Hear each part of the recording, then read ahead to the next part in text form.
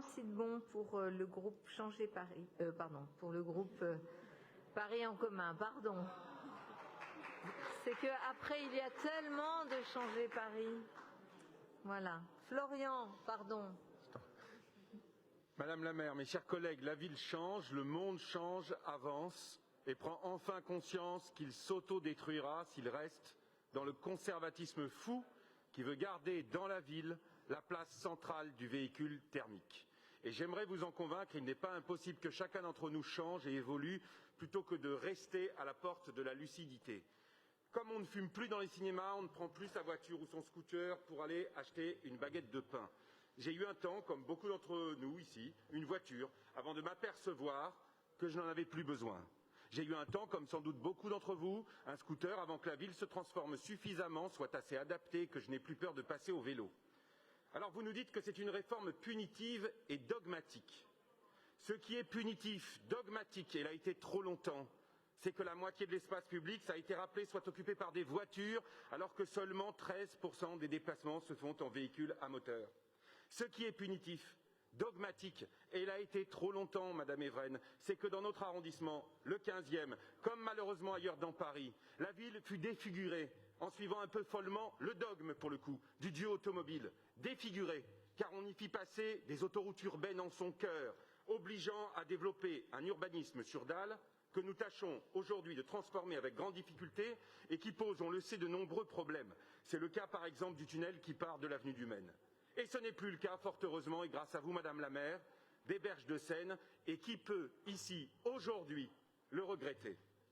Nous avons l'obligation, pour construire la ville apaisée que bien au-delà des bords politiques, les Parisiennes et les Parisiens appellent de leur vœu, de réguler le stationnement. Car oui, et au fond de vous, je suis sûr que vous le savez, la réforme du stationnement payant a permis de réguler les usages et de petit à petit amener de plus en plus d'habitants à se passer quand ils le pouvaient de voiture.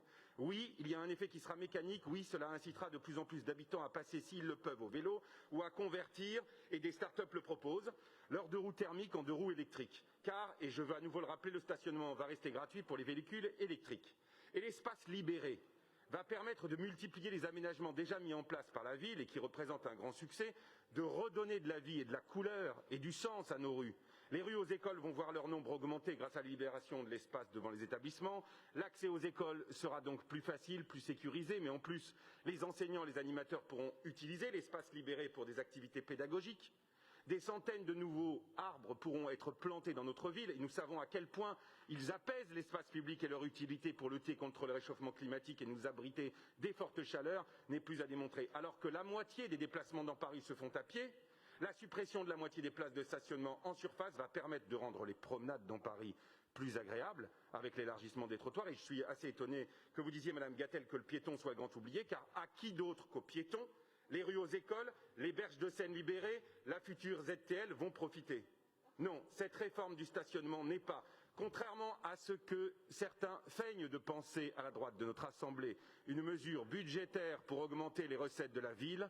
C'est une réforme, et vous le savez, pour rétablir plus de justice dans le partage de l'espace public, pour aérer Paris, pour y rendre des déplacements plus agréables et en faire une ville encore plus belle. Merci beaucoup, cher Florian Sidbon.